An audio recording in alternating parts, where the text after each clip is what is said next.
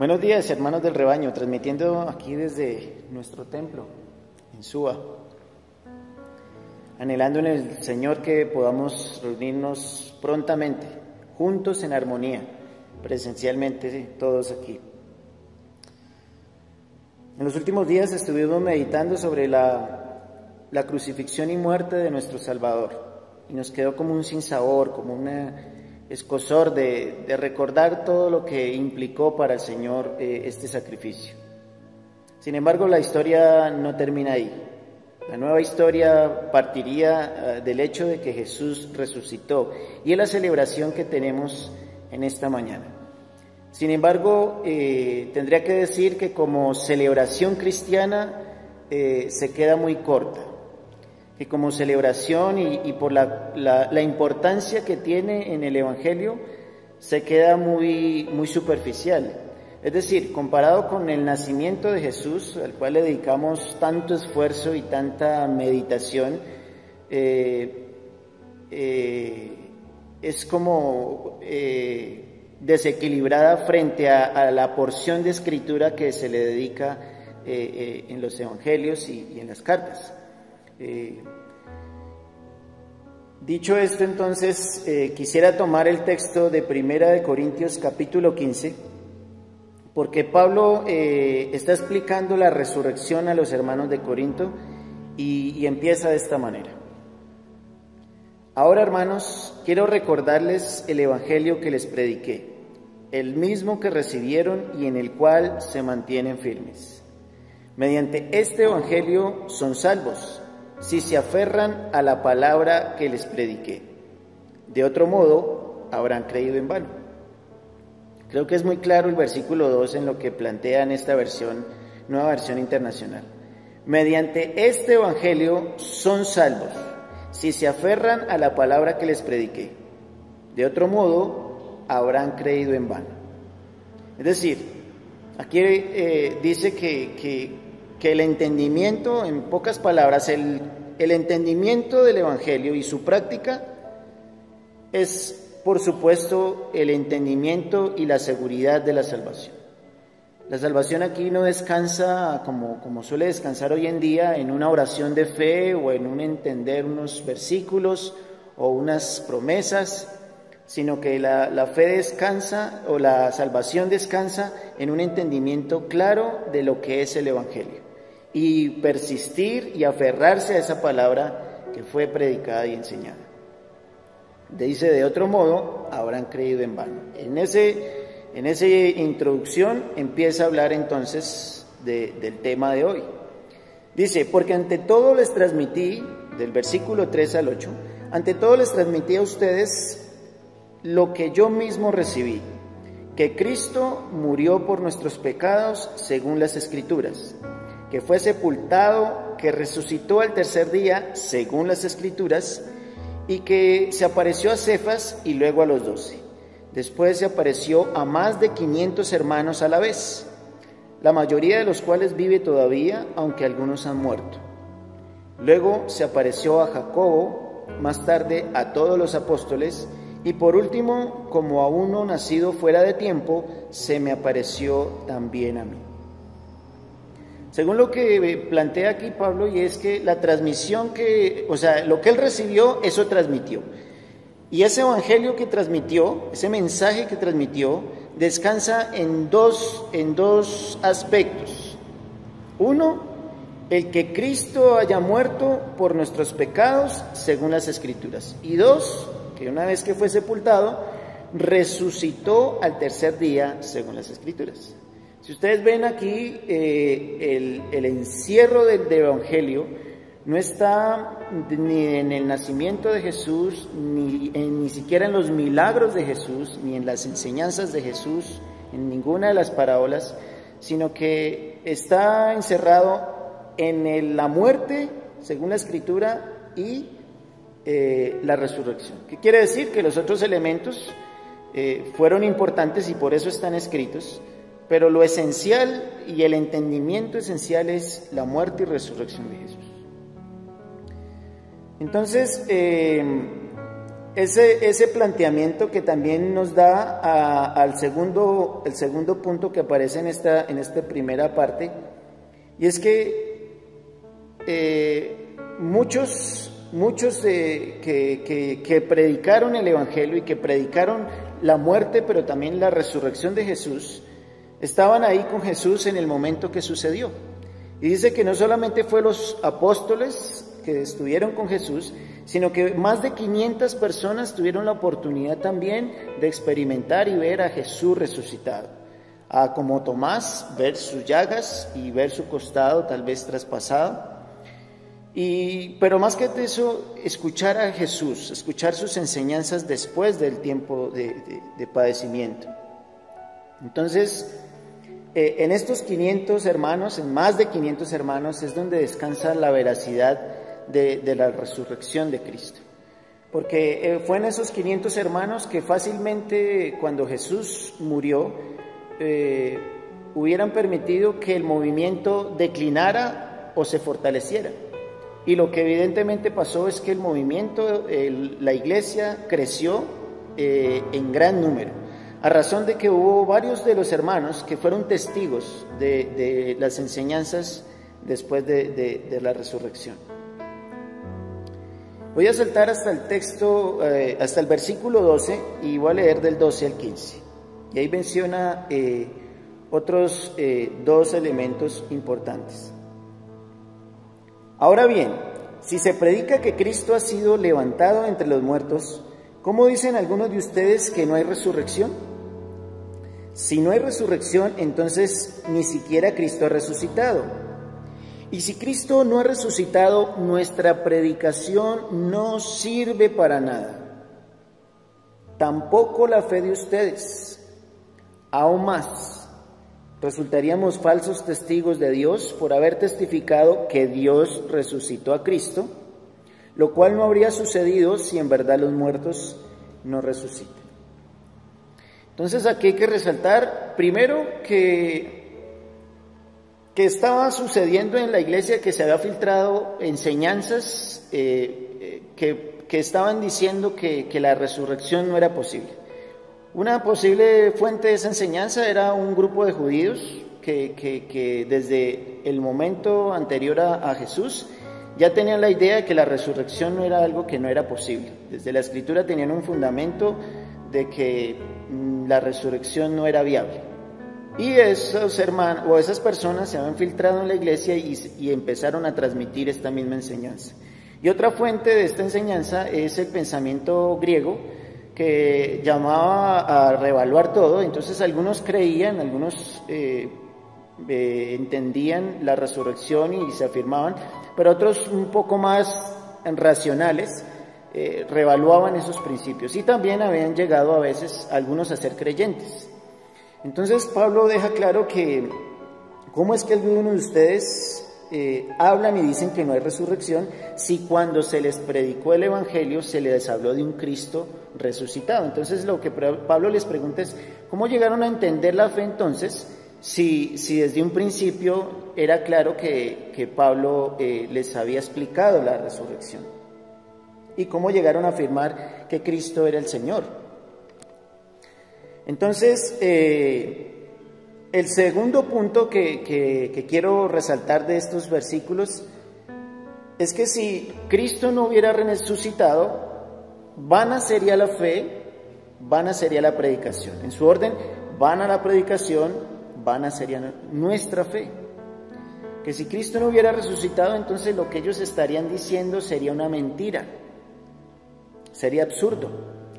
Y que si Cristo no hubiera resucitado, no se hubiera podido levantar la iglesia. Si lo hablamos al contexto de ese tiempo, seguramente hubiera dicho, pues simplemente hubieran dicho una mentira, o se hubiera dicho una falsedad, se hubiera predicado una falsedad. Pero era claro que un movimiento basado en mentiras no se hubiera podido sostener. Basado en frágiles argumentos, no habría podido convertirse en el movimiento que se convirtió. Pero la contundencia de ese movimiento otra vez fue en aquellos que habían confirmado y luego que transmitieron esa verdad de la resurrección a los discípulos. El versículo 16 al versículo 19 reafirma nuevamente esta razón. Porque si los muertos no resucitan, tampoco Cristo ha resucitado. Y si Cristo no ha resucitado, la fe de ustedes es ilusoria y todavía están en sus pecados, reafirmando lo que dijo anteriormente. En este caso, también están perdidos los que murieron en Cristo. Si la esperanza que tenemos en Cristo fuera solo para esta vida, seríamos los más desdichados de todos los mortales. Entonces reafirma lo que dijo: si Cristo no resucita, nuestra fe no sirve, no tendría sentido. Pero lo que sí plantea es que si la esperanza que tenemos en Cristo fuera solo para esta vida, seríamos los más desdichados de todos los seres mortales. Es decir, si nuestra esperanza en la vida no está afincada en esa salvación venidera, si nosotros tenemos nuestros ojos todavía puestos en las cosas terrenales, a pesar de que manifestamos tener la fe, venimos a ser desdichados. Es decir, la resurrección nos hace empezar a ver y a trascender a otro plano. La resurrección de Jesús nos hace anhelar y esperar que habrá un mejor mañana. Y nos hace pensar en que aunque aquí haya peste, haya dificultad, haya tropiezo, haya persecución, tendremos un mejor mañana. Si la esperanza no está puesta en esa resurrección, sino solamente en su muerte o en los dichos y palabras de Jesús antes de su resurrección, entonces creo que queda corto. Por eso a veces a Jesús lo vemos solo como un maestro. Pero si entendemos que Jesús no solamente fue un maestro, no fue el maestro, el profeta del amor, como dicen los musulmanes, sino que fue el Señor que murió y resucitó y trajo la bendición de la resurrección, de la vida, entonces quedamos cortos. Versículos 20 al 25 dicen así: lo cierto es que Cristo ha sido levantado entre los muertos como primicias de los que murieron. De hecho, ya que la muerte vino por medio de un hombre, también por medio de un hombre viene la resurrección de los muertos. Pues así como en Adán todos mueren, también en Cristo todos volverán a vivir, pero cada uno en su debido orden. Cristo, las primicias, después cuando Él venga, los que le pertenecen. Entonces vendrá el fin, cuando Él entregue el reino a Dios, el Padre, y luego de destruir todo dominio, autoridad y poder. Lo vamos a dejar hasta ahí, hasta el 24. Y aquí presenta otra vez dos cosas que resaltar. Uno son eventos pasados, antiguos, que recuerdan el Antiguo Testamento, recuerdan el hecho ni siquiera desde Moisés, sino desde el Génesis, lo que pasó con Adán. En Adán entró la muerte, y entra el pecado, y entra la muerte a la humanidad. Y en ese hecho también pasado lo compara con Cristo, que a través de Cristo entonces entra la vida, pero entra la resurrección, la posibilidad de volver a vivir. En Adán entra una condición de muerte imposible de evadir, pero en Jesús entra una condición para toda la humanidad que es un asunto de decisión ahora, pero que es posible a través de lo que hizo Jesús. Entonces, eventos pasados que fueron importantes para poder continuar el reino, continuar la predicación. Pero habla de elementos futuros que son nuestra esperanza, que era lo que mencionaba anteriormente. Y esos elementos posteriores los describe entonces con el orden que Dios dio, con el orden que Dios estableció para esa resurrección. Cristo, que son las primicias de esa resurrección, y dice que después, cuando Él venga, dice el versículo 23, es decir, cuando Jesús en su segunda venida esté con nosotros, resucitaremos los que le pertenecen. Nosotros en el nombre del Señor estaremos allí. Entonces vendrá el fin, y ahí lo plantea: cuando resucite y cuando nos haya resucitado vendrá el fin. Cuando Él entregue el reino de Dios a Dios Padre, el reino a Dios Padre, y luego de destruir todo dominio, autoridad y poder. Es decir, Jesús ya resucitó, nos resucitará en su segunda venida y le entregará el reino a Dios, pero no sin antes destruyendo todo dominio, toda autoridad y todo poder. Entonces creo que aquí lo plantea de una manera muy abierta, muy concreta, los eventos futuros que han de suceder, que son narrados en otras cartas de Pablo y que son un poco de pronto ampliadas hasta cierto punto en el Apocalipsis. Y del versículo 25 al versículo 28 menciona esto: el último enemigo que será destruido es la muerte, pues Dios ha sometido todo a su dominio. Al decir que todo ha quedado sometido a su dominio, es claro que no se incluye a Dios mismo, quien todo lo sometió a Cristo. Y cuando todo le sea sometido, entonces el Hijo mismo se someterá a aquel que le sometió todo, para que Dios sea todo en todos. Y sigue narrando eventos futuros, pero creo que aquí narra eventos gloriosos. Y me parece especial la forma en que hay una interacción entre Dios y el Padre de sometimiento. Algo que resaltar de esto es que aunque Cristo ya se le ha entregado y se le concedió la resurrección y una autoridad, un nombre sobre todo nombre, como lo dicen otros pasajes, dice que aquí Él se somete al Padre, y primero en el versículo anterior 27 dice que entrega el dominio al Padre. Pero dice que cuando todo se ha sometido, entonces el Hijo mismo se someterá a aquel que lo sometió todo.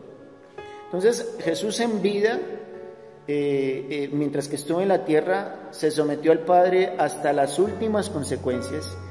Y ahora, después en la resurrección, en su gloria, sigue sometiendo su poder al Padre. Lo que deja claro es que Jesús tiene la autoridad, tiene la delegación de Dios para tomar el poder. Pero dice que Jesús mismo lo entregará al Padre, se someterá otra vez al Padre. Y así todos quedaremos sometidos al Padre, y Dios será todo en todos, dice este versículo.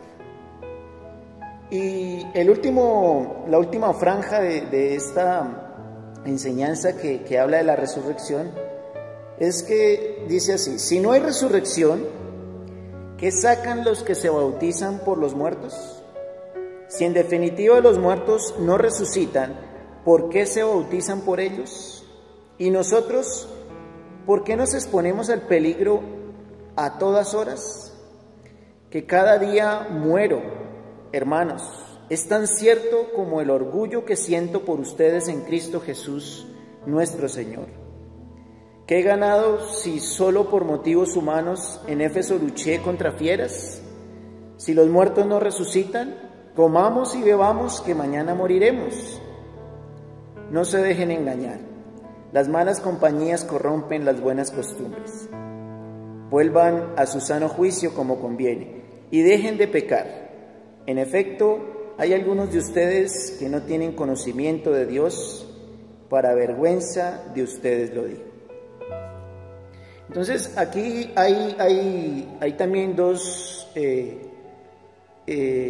hasta tres elementos importantes. Uno, empieza diciéndoles otra vez: ¿cómo fue posible que ustedes se bautizaran? Es decir, si no entendieron la muerte y resurrección de Jesús cuando se les predicó, entonces ¿por qué se bautizaron? Es una pregunta lógica del Señor, y es una pregunta que precisamente aplica hoy en día. El pauso del bautismo también se ha convertido en un asunto de religiosidad y rápidamente tomamos un paso de bautismo.